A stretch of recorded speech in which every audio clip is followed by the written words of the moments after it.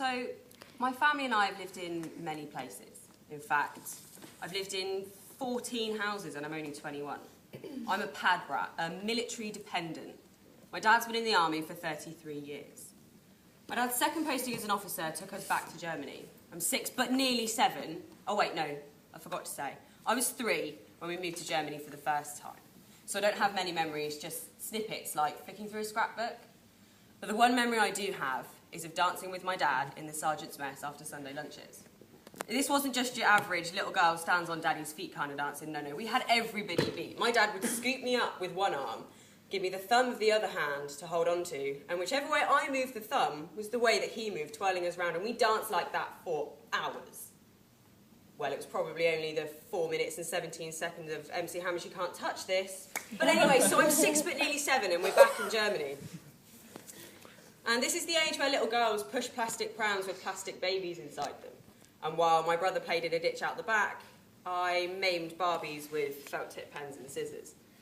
So the house we had here was brand new, so there were no curious stains on the carpets or curious smells in unexpected places, or those slightly different patches of paint you get on the walls in army houses, which was nice.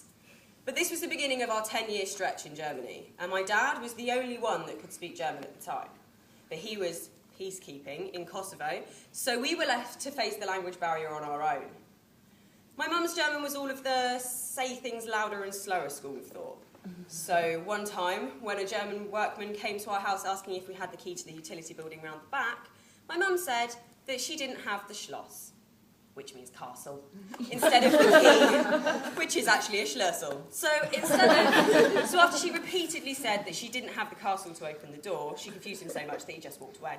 And for years, when I wanted to say excuse me, instead of saying Entschuldigung, I said geschlossen, which means closed. So if I wanted to get past somebody, I said closed. If I wanted to get someone's attention, I said closed. Me and Mum spent a lot of time just making stuff up as we went along, pretending we understood people, and just laughing about it later. I was 16, nearly 17, when we did eventually move back to England.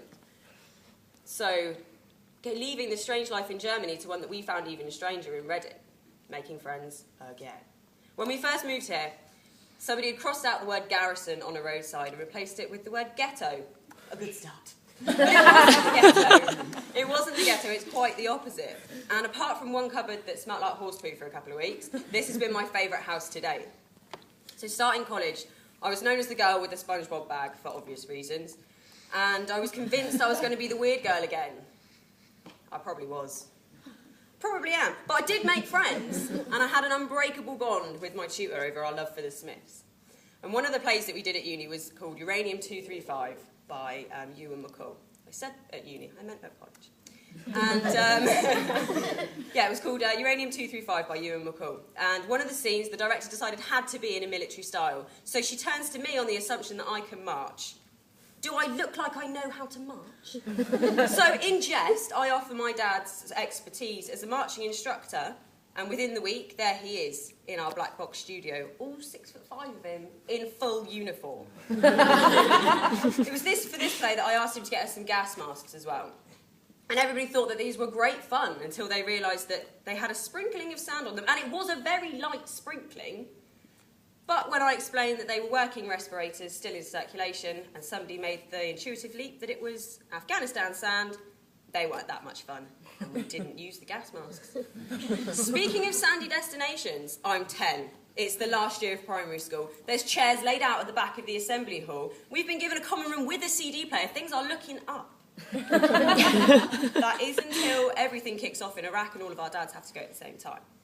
Now, this situation scared the shit out of us enough as it was, but things only got worse when my friend Sophie approached me in the playground.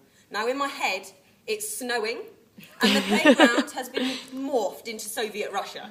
And Sophie's on her knees, and she's sobbing, and she's clinging to my jumper, and she's asking me for any news of her father. Now, my dad was Sophie's dad's commanding officer, so we made a pact that any time I spoke to my dad, I would ask for news of Darren and relay the message back to Sophie. But I'm 100% sure that that's not how the conversation actually happened, but when you're 10, this is basically an SAS mission. I was convinced that I was doing something the army would not approve of. So, we never had a conversation about what my dad said to me. We merely exchanged very severe nods across the assembly hall. So when you go from chairs at the back of assembly to those annoying piddly benches at the front of the assembly when you start secondary school, I'm 13 and Dad's been promoted to major. So we've moved north between Hamburg and Hanover. Don't suppose that makes a difference. Germany's Germany to you. But this place was a hellhole. Quite possibly the arsehole of the universe.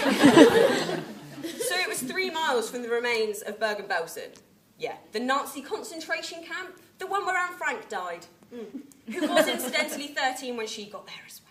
So this is the kind of place that you visit on a school trip and vow never to return to. Bleak. Very bleak. And the saying that no wildlife dare to brave these barren lands is actually true, unless we're talking about wild boars. Wild boars, they brave it. They brave it right into your back garden. Fantastic. When your dad's in Iraq again, your fierce attack dog is actually a dopey chocolate lab, and your brother reckons, it's only a pig. So, the solution, join forces with Mum and stare at it out the window until it goes away. That is the grown-up way to deal with excessively large pigs, though, right? So it was also this delightful stay in the hellhole that my relatively brief spell in the school boarding house began. It was not like Harry Potter. It was not like St. Trinian's. It was shit. 3 school dinners a day, allocated free time, supervised homework time, no me time, and sharing a room with 3 Usher fans did not help. Months of social conditioning later, and I could still recite to you the rap verse of Yeah. And this, I am not proud of.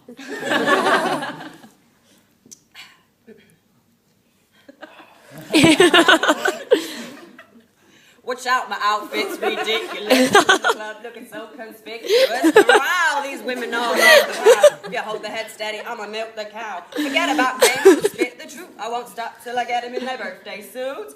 Giving a wiggly bee off of their clothes, they bend up to the front and touch your toes. I left the drag and I took the rolls and then I put them on foot patrol. Ow, how you like me? Value to 300,000. Let's drink, you the one to please. Ludicrous fill cups that double D's. Me and Ush once more when we leaves them dead. Want a lady in the street, but a freak in the bed. So anyway,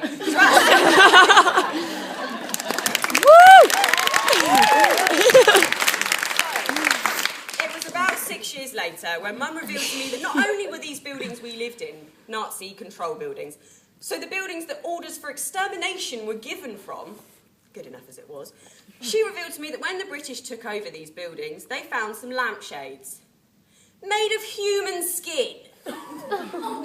Just let that soak in. I shit you not, human skin. Nazis. Concentration camp. Lampshades made of human skin. When you connect those dots, I'm kind of glad that Mum kept that to herself until I was old enough to find it funny. Kind of funny? Well, I was 19, around the time that college ended. I had my place at uni all sorted, but decided to take a gap year. Now, I know what you're thinking.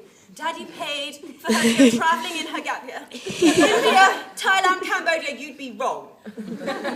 I worked full-time in a shoe shop in Reading. And the rest of my time in this ever so adventurous gap year was spent living with my ex-boyfriend. His house was this big, and it was dark, and it was dingy, and it was